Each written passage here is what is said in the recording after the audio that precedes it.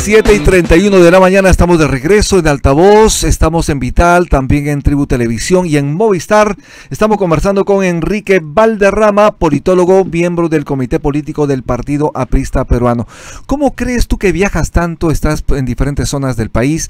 ¿Cómo crees que las madres de casa, los comedores populares, los comités de vaso de leche, las ollitas comunes están tomando esta decisión de incremento del sueldo de la presidenta Dina Boluarte? Y además, esta tarjeta de alimentación por 5.000 soles mensuales. ¿Cómo crees tú que las personas, tomando obviamente el sentir popular, están recogiendo esta noticia? Bueno, hay una indignación colectiva, porque lógicamente mientras el Perú popular sufre muchísimo para llegar a fin de mes, y no te hablo necesariamente de los sectores de IE, sino incluso la clase media, que está ahogada en deudas con las tarjetas de crédito, que ve cómo los servicios cada vez suben más, por ejemplo la luz, etcétera, y aún peor todavía aquellos sectores definitivamente que están en el límite de la pobreza o en la pobreza, que no encuentran trabajo, que tienen trabajo ocasional únicamente, que son mal pagados, pueden ver lógicamente en la actitud de la presidenta pues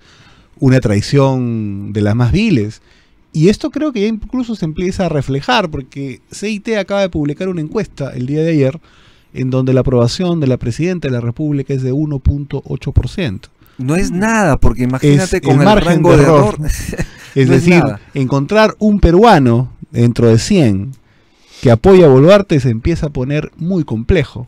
Prácticamente esta presidenta no tiene base social alguna. Esto no le ocurrió ni siquiera a Toledo. Recuerda que en el peor momento estuvo en 6%, 5%. Efectivamente. No bajó de ese punto que ya todo el mundo, digamos, se puso temeroso en aquel momento. Y en ese momento, ¿no? A Toledo remecieron estas cifras, obviamente, lo sacudió y tuvo que tomar decisiones estratégicas en cambio de ministro. Pero a la presidenta no pasa nada con ella. Es más, dice, pongan mesero, dijo. Y no vamos a penalizar. No le interesa. Ella siente, y creo que esto es responsabilidad de la derecha, ella siente que es imprescindible, porque piensa que ella es el tapón ante alguna adversidad mayúscula en el Perú. Y los sectores de la derecha creen eso, definitivamente. Cuando hablábamos en algún momento de la posibilidad hoy día negada ya de la vacancia, porque no va a haber vacancia, decían que era un asunto catastrófico prácticamente para el país, cuando en realidad hubiera sido un sinceramiento. Exacto. Hubiera entrado APP, Acuña, directamente a gobernar, como lo está haciendo ahora. Solamente que sin la mascarada ya de esta presidente títere, que no hace absolutamente nada, que prometió cambiar y transformar el país y solamente se ha transformado el rostro, y que miente sistemáticamente.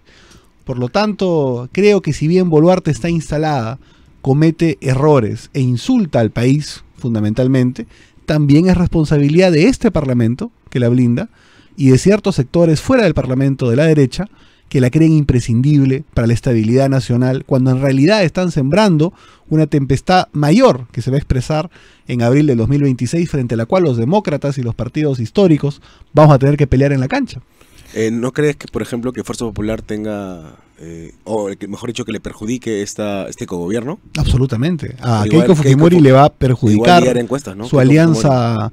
Sí, claro, pero las lideraba hace algunos años con 30, 35%, y hoy día las lidera con 6%. Hay una gran diferencia. Y además, siempre el que lidera la elección faltando un año nunca es presidente. Por cierto, yo creo que en los sectores del norte del país, con un importante predicamento de Fuerza Popular y con un gran predicamento de Alianza para el Progreso en el pasado reciente, definitivamente van a ver sus cifras de apoyo reducidas.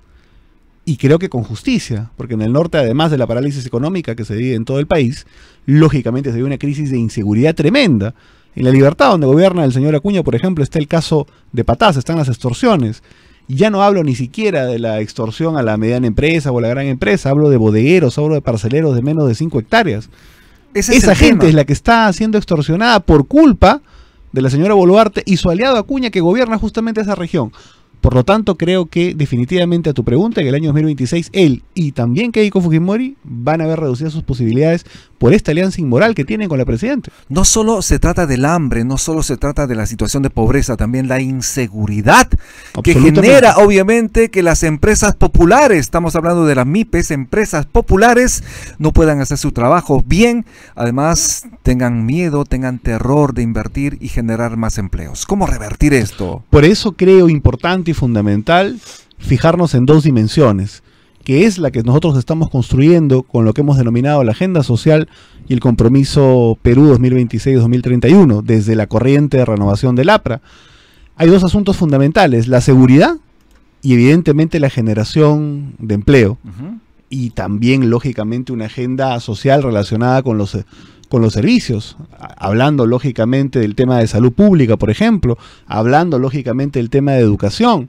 Y yo creo que el desarrollo de estas ideas fuerza tiene que ser sin duda técnicamente sustentado. Nuestra diferencia con la izquierda marxista, entre otras grandes cosas, es que quizás diagnosticamos las mismas dimensiones de los problemas. Hay un problema con el agro, hay un problema con la salud pública, hay un problema con el costo del crédito financiero, por ejemplo. En fin, ¿cuál es la solución?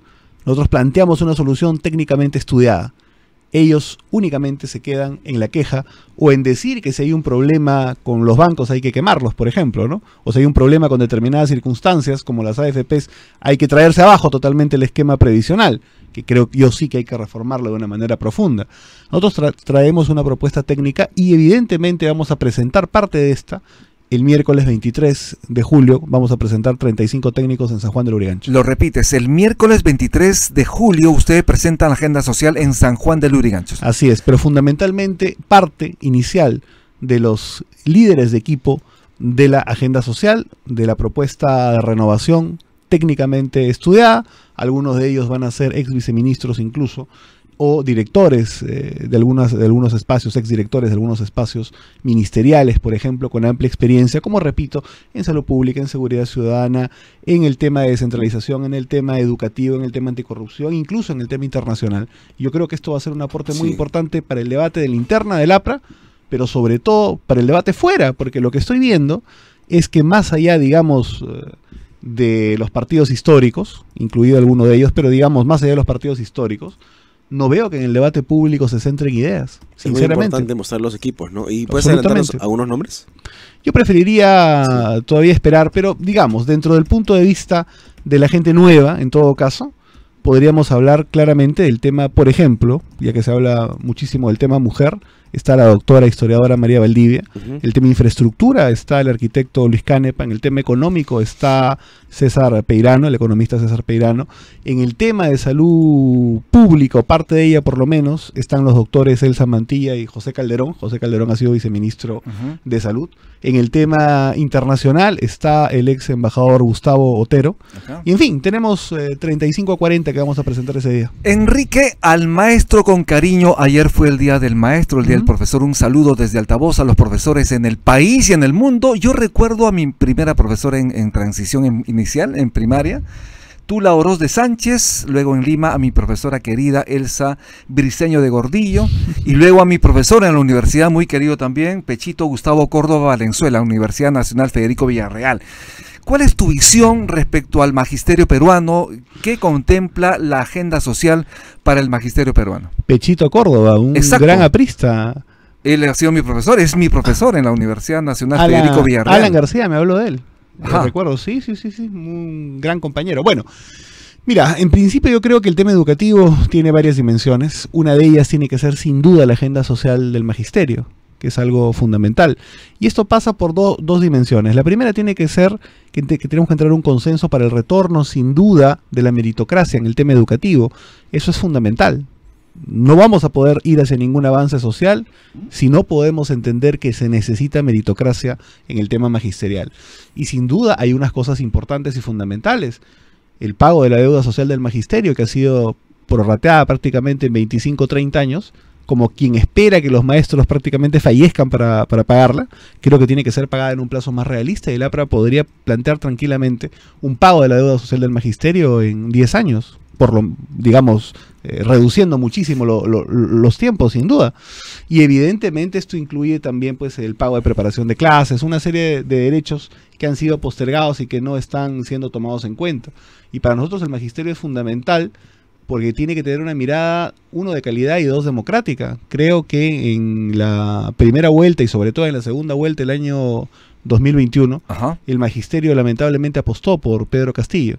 Evidentemente fue una apuesta equivocada, pero entendemos nosotros también que las opciones democráticas tampoco ofertaron mucho para que ellos puedan adherirse, sin duda. Y eso es lo que estamos tratando de corregir. Estoy trabajando estrechamente con el sector educativo, aprista también.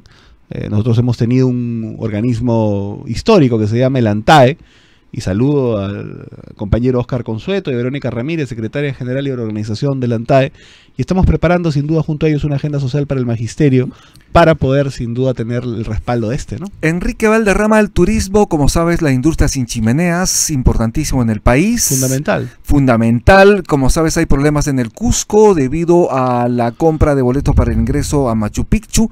No es posible que los turistas estén haciendo colas desde un día antes para tener acceso a la maravilla, nuestra gran maravilla mundial. Desde el punto de vista de la agenda social, ¿qué están pensando en esta cadena de valor del turismo? Bueno, en principio es una cosa fundamental y básica el tema de las vías de comunicación para tener acceso. Creo que hay que tener un shock de infraestructura que permita la conectividad vial de una manera más importante.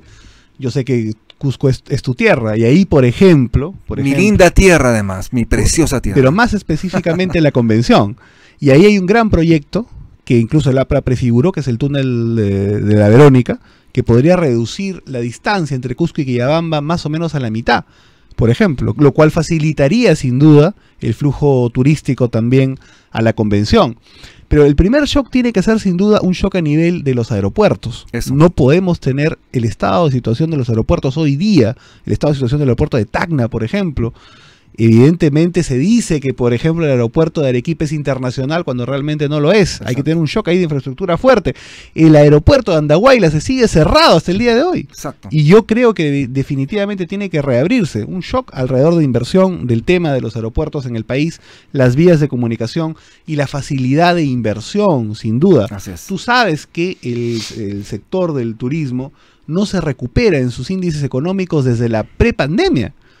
Por lo tanto, muy poco se ha hecho y evidentemente el pequeño turismo que tú conoces en el Cusco y también está en Ancash y en otras zonas, fue el más golpeado con el cierre definitivamente. Y yo creo que eso tiene que tener un impulso muy grande tanto a nivel de normativa como de inversión, como de atracción de inversión, incluso como apuesta del Estado. Creo que es algo fundamental. Enrique, muchísimas gracias. Lamentablemente el tiempo nos quedó corto, hay muchos temas más por hablar, te estaremos convocando en otro momento. Gracias por estar en Altavoz. Muchas gracias, Aaron Rumi. Estuvimos con Enrique Valderrama, politólogo, miembro del Comité Político del Partido Aprista Peruano. Haremos una pausa y regresamos de inmediato. Ya hablemos.